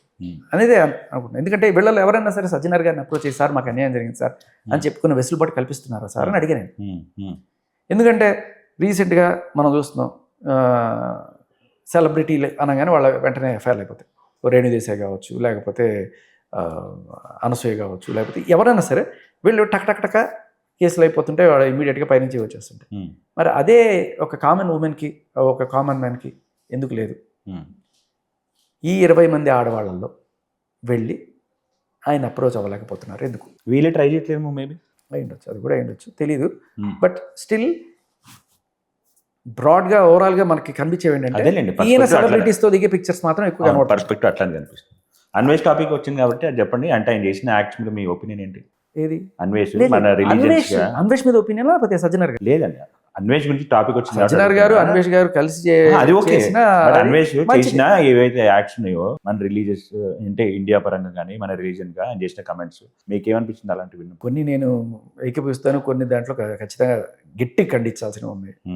ఎస్పెషలీ ఆయనతో నాకు మెయిన్ ప్రాబ్లం ఏంటంటే, సరే ఎవరో ఆయన కాంపిటీటర్స్ కొంతమంది ఉన్నారు, ట్రావెలర్సో లేకపోతే బ్లాగర్సో, వాళ్ళకి సంబంధించి ఏదో ఉండొచ్చు, వాళ్ళు ఏదైనా చేసి ఉండొచ్చు, కానీ వాళ్ళ తల్లిని వాళ్ళ చార్మినార్లో ప్రాస్టిట్యూషన్ చేస్తారు. ఇది చాలా చీప్. దానివల్ల మనిషి మీద గౌరవం పోతుంది. అటువంటివి ఇంకా కొన్నిసార్లు గరికపాటి గారిని మీరు ప్లేట్ పెట్టి కోసేసుకోండి, ఇటువంటివి ఇది చాలా దారుణమైన మాటలు. బికాజ్ యూ హ్యావ్ అంతమంది మిమ్మల్ని అభిమానిస్తున్నప్పుడు మీకు రెస్పాన్సిబిలిటీ కూడా పెరుగుతుంది. అంతే డిగ్నిఫైడ్గా బిహేవ్ చేయాల్సి వస్తుంది. ఇలా చిల్లరగా చేస్తే ఇలాగే అవుతుంది. అంటే మిమ్మల్ని సజ్జనర్ గారు లాంటి వాళ్ళు ఇంటర్వ్యూ చేసిన స్టేజ్ నుంచి అరే ఇలాంటి వాడితో నేను ఇంటర్వ్యూ చేశానా అని చెప్పి ఆయన ఫీల్ అయ్యే స్టేజ్కి వస్తారు. మీరు మెన్ యాక్టివిస్ట్ కదా, ఒకవేళ ఇవాళ మంగళి గారి ప్లేస్లో ఆవిడ కాకుండా ఇంకొక ఎవరన్నా జెంట్స్ ఉండి ఇదే సేమ్ ఇష్యూ వచ్చి ఉంటే మీరు ఇలానే రియాక్ట్ అవ్వాలా? అదే అంటున్నా, ఇప్పుడు వాళ్ళు వెళ్ళలేదండి. ఇవాళ నేను దానికి దీనికి లేదు, ప్రతి ఇష్యూకి శేఖర్ భాష గారు మీ ఒపీనియన్ చెప్పండి అని పిలుస్తారు, నేను ఏదో చెప్తుంటాను. ఇవే కానీ మీరు గమనించండి, నేను చాలా విషయాల్లోనే మాట్లాడుతున్నాను ఇవాళ. సో నా వెసులుబాటుని బట్టి నా ఫ్రెండ్ సర్కిల్ దాన్ని బట్టి నేను నా యాక్సెసిబిలిటీని బట్టి దేని గురించి నా ఒపీనియనే తప్ప పోరాటం ఏం కాదు. అవునవును, అంతే. సో జస్ట్ ఒపీనియన్ షేరింగ్ అంతే. సో సుబ్బు గారు మీకు డైరెక్ట్గా పరిచయం చెప్పారు మీరు? పరిచయం అంటే ఇది ఇలా డిబేట్స్లో 2-3 సార్లు కలిశారు. ఓకే, మీకేమనిపిస్తుంది? అంటే ఆయన పర్సనల్గా అంటే మరీ అంత డెప్త్గా తెలియదు, కానీ ఆయన కొన్నిసార్లు కొంత సామాజిక స్పృహ యాక్టివిజం చేస్తున్నాడు అనిపించింది. ఆయన తాగుడు హ్యాబిట్స్ గురించి నాకు తెలియదు, ఇప్పుడు కూడా ఈ డిబేట్లో గెలవడమే తప్ప. I felt is a good human being. నిజంగానే నిలబడ్డాడనే నాకు తెలుస్తుంది. 3 రోజులు 4 రోజులు అయింది, ఆయన 3 రోజులు అయింది అనమాట కేసు పెట్టి. ఇప్పటిదాకా I couldn't talk to him. But వేరే వాళ్ళ ద్వారా మంచి మాటలు వినడం అనేది చాలా తక్కువ జరుగుతుంది. మన ముందు అందరూ మంచిగానే మాట్లాడతారు, మనం వెళ్ళిపోయిన తర్వాత ఇది అలా రా ఇలా రా అని మాట్లాడుకునే వాళ్ళే ఉంటారు. సో ఆయన వెళ్ళిపోయిన తర్వాత అక్కడున్న వాళ్ళు, ఆయనకి సంబంధం లేని వాళ్ళు మాట్లాడిన మాటలను బట్టి ఆయన మీద నాకు కొంచెం రెస్పెక్ట్ వచ్చింది. ఓకే. నేను కూడా నేను అనేది ఏంటంటే, first of all as an అడ్వకేట్గా అంటే you should be responsible and ఇష్యూని ఎవిడెన్స్తో మాట్లాడాలా. మీకు కొంత పొలిటికల్గా తెలుసుకోవాల్సిన విషయం ఏంటంటే, ఈ కేసులు కోర్టులో నిలబడవు, కొన్ని మీడియాలోనే పరిష్కారాలు అవుతాయి. కానీ ఒక ఎవిడెన్స్ అయినా చూపించాలి కదండి. మీడియాకి వెళ్ళినప్పుడు ఒక ఎవిడెన్స్ అయినా చూపిస్తే బాగుంటుందని నా ఉద్దేశం. రెండోది కాదు, ఇప్పుడు లాయర్ కన్నా పోలీసులే గట్టిగా తాగలరు, ఎందుకంటే లాయర్కి అన్ని యాక్సెస్లు ఉండవు. ఏది అలాగే ఇప్పుడు ఒకటి నేను వెళ్ళాను, నా దగ్గర ₹1 కోటి తీసుకున్నారని అన్నప్పుడు ఆ ₹1 కోటి సంబంధించి ఏదైనా చూపించాలి కదా. నేను అది ఖచ్చితంగా అడుగుతాము. లేదండి ఏం చేయలేదండి అని చెప్తారు వాళ్ళు. చెప్పిన తర్వాత కష్టం అమ్మ అంటాం, ఇంకోటి వచ్చాడు 20 మంది అదే పేరు చెప్తున్నారు అనుకోండి, అప్పుడు అరే ఏదో జరిగిందిరా అనిపిస్తుంది కదా. ఇంతమంది వేరే వేరే లాయర్ల దగ్గర పోకుండా ఒకే లాయర్ దగ్గరికి ఎందుకు వస్తున్నారని మీ ఒపీనియన్? లేదు, ఇప్పుడు 150 కోట్లు 10 కోట్లకు సంబంధించి మాత్రమే ఈయన దగ్గరికి వచ్చారు. మిగతా 140 కోట్ల వాళ్ళు ఎక్కడెక్కడ వేరే మనకి తెలుసు. మరి ఇంకెవరు సెటిల్మెంట్ కూడా జరిగిపోయిందో మనకి తెలుసు. బయట ఈయన తప్ప వేరే ఏ లాయర్ రావట్లేదు కదా. ఈయన ఒక్కడే తిరుగుతున్నాడు, ఈయన దగ్గర ఉంది 10 కోట్ల ఇష్యూనే అంటున్నాడు. ఒక్కదానికి ఎవిడెన్స్ చూపించట్లేదు, ఒకరి దగ్గర ఎవిడెన్స్ లేదు. వాళ్ళు చూపించాలి కదా. అవును, వాళ్ళు చూపించినప్పుడు ఈయన ఎలా ఎలిగేషన్ వేస్తా కంప్లైంట్ పెట్టుకుంటే తిరుగుతాడు. మీకు అదే చెప్తున్నా, ఎలిగేషన్ వేయడానికి ఈయన మీడియాకి వెళ్ళడానికన్నా ముందే వాళ్ళని పిలిపించి మాట్లాడాడు. ఆ మాట్లాడినప్పుడు ఆయన గొడవ వల్ల ఇది మీడియాకి వచ్చింది తప్ప, లేకపోతే ఆయన మీడియాకి వచ్చి ఇది చెప్తాడని నేను అనుకోవట్లే. ఆయన మీద లిటరల్లీ యాక్సిడెంట్లో పోతావు ఫస్ట్ అంటే సామధాన భేద దండోపాయాలు అంటారు కదా, నీకు 2 కోట్లు 20 లక్షలు ఎంతో ఆఫర్ చేసి నువ్వు దీని నుంచి తప్పుకో. 2 కోట్లు 20 లక్షల. ఓకే. కొంతమంది 20 లక్షలు అని చెప్పారు, కొంతమంది 2 కోట్లు అని చెప్పారు. మరి ఇక్కడ నుంచి మొదలెట్టి అక్కడ దాకా బేరం వెళ్ళారు. 20 లక్షలు అంటే 50 లక్షలు అంటే సరే, ₹1 కోటి 2 కోట్లు అయినా సరే అనే అయిందో అంత తెలియదు. చెప్పినా కూడా ఈయన యాక్సెప్ట్ చేయకుండా చేయలేదు. అది విన్నాను నేను. మీకు కావాలంటే అది చెప్పే కదా, అదేలేండి. ఆఫ్ ఎయిర్ మీకు వినిపిస్తాను, ఆయన మాటలు కాదు. సో నాకు అదే అనిపించింది. వాళ్ళు చెప్పిన మాట, వాళ్ళు విన్న వాళ్ళు చెప్పింది ఏంటంటే, మనోడు నిలబడ్డాడన్న, అంత భయపెట్టారన్న వాళ్ళు, భయపెట్టారు చేశారు కానీ నిలబడ్డాడు మనోడు అని చెప్పినప్పుడు నాకు అంత అంటే సుబ్బు కోసం నేను చించుకునే అంత ఫ్రెండ్షిప్ ఏం లేదు. మామూలు ఏదో ఇలా మీలాగే కొన్ని ఇంటర్వ్యూస్లో అలా పరిచయం తప్ప. బట్ అది విన్నప్పుడు ఐ థింక్ ఎస్, వాళ్ళ దగ్గర ఆధారం లేదు, పాపం వాళ్ళ కోసం ఏదో చేద్దానికి తాపత్రయపడుతున్నాడు మనిషి. ఇప్పుడు దీనివల్ల మంగళి గారికి వచ్చిన నష్టం అయితే ఏం లేదు. ఆవిడ అట్లీస్ట్ ఆవిడ ముందుకు వచ్చి, నష్టం ఎందుకు లేదంటారు మీరు? చాలా నష్టపోయారు కదా. ఏం నష్టపోయారు? పరువు నష్టమే కదండి. ఎక్కడ పోయినా ఛానల్ ఓపెన్ చేస్తే ఆవిడ మీదే మొత్తం thumbnails పెట్టేసి ఇలా మోసం చేసింది, ఇన్ని కోట్ల స్కామ్ చేసేసింది, బయటపడ్డ నిజాలు అంటారు, అదంటారు ఇదంటారు. ఇన్ని ఛానల్స్ ఇది జరగకన్నా నాకు తెలిసి 4 రోజుల ముందే ఈ 150 కోట్లకి సంబంధించి ఈయన చేయలే, అంతకుముందే వచ్చింది. అది అప్పుడు కూడా మంగళి గారి పేరు అటాచ్ చేశారు. అప్పుడే మరి మీరు అన్నట్టుగా పరువు అన్నది పోయి ఉంటే అప్పుడే పోయి ఉండాలి. రెండోది, ఆ పాట రిలీజ్ అయినప్పుడు కూడా పోయింది. ఇది అదే మీడియాలో పబ్లిక్ ఫిగర్లో ఉన్నప్పుడు, అందులోనూ పొలిటిక్స్లోకి వెళ్ళినప్పుడు ఈ వీళ్ళ మీద బురద జరగడాలు, ఇది పరువులు పోయింది అనుకోవాలి. బట్ ఏదైనా మన మీద అలిగేషన్ వచ్చినప్పుడు దాన్ని సరి చేసుకోవడం అనేది, కృష్ణుడి మీద నింద వచ్చింది, సరి చేసుకున్నాడు. నీలాప నిందలు పడతా ఉంటాయి. అది నీలాప నిందా లేకపోతే నిజమా అనేది పోలీసులు తేల్చాలి. లేదా ఆవిడ కూడా ప్రూవ్ చేసుకునే అవకాశం ఉంది. ఆవిడ మీద ఒక నింద పడింది, ఖచ్చితంగా ఆవిడ ప్రూవ్ చేసుకునే అవకాశం అయితే ఉంది కదా. ఇప్పుడు ఆవిడ ఏం చెప్తుంది, నాకు తెలియదు అంటుంది. Very good. కానీ అందరూ అడుగుతున్నది ఒకటే క్వశ్చన్, మరి ఏమీ లేనప్పుడు నువ్వు అక్కడికి వెళ్ళి ఎందుకు కూర్చున్నావు సెటిల్మెంట్కి? ఆ డౌట్కి సరైన సమాధానం మనకి ఇప్పటిదాకా రాలేదు. ఇది అడగండి, ఎందుకు కూర్చున్నారు, ఎందుకు అంతసేపు కూర్చోవాల్సి వచ్చింది, ఎందుకు ఆయన్ని బూతులు తిట్టాల్సి వచ్చింది? ఇది మనం ఇంతకుముందు కూడా ఎవరు కొంతమంది రిపోర్టర్స్ చెప్పిన మాట, ఏదో హార్ష్గా మాట్లాడతారు అనే ఒక కేసు కూడా ఏదో ఉన్నట్టుంది. ఎవరి మీద? ఈ మీద కంప్లైంట్లు ఎవరో ఇచ్చినట్టున్నారు కొంతమంది. ఓకే. ఏదో దీనికి సంబంధించి. ఓకే. అది వాళ్ళు చెప్పిందే. ఏదైనా ఒక నింద వచ్చినప్పుడు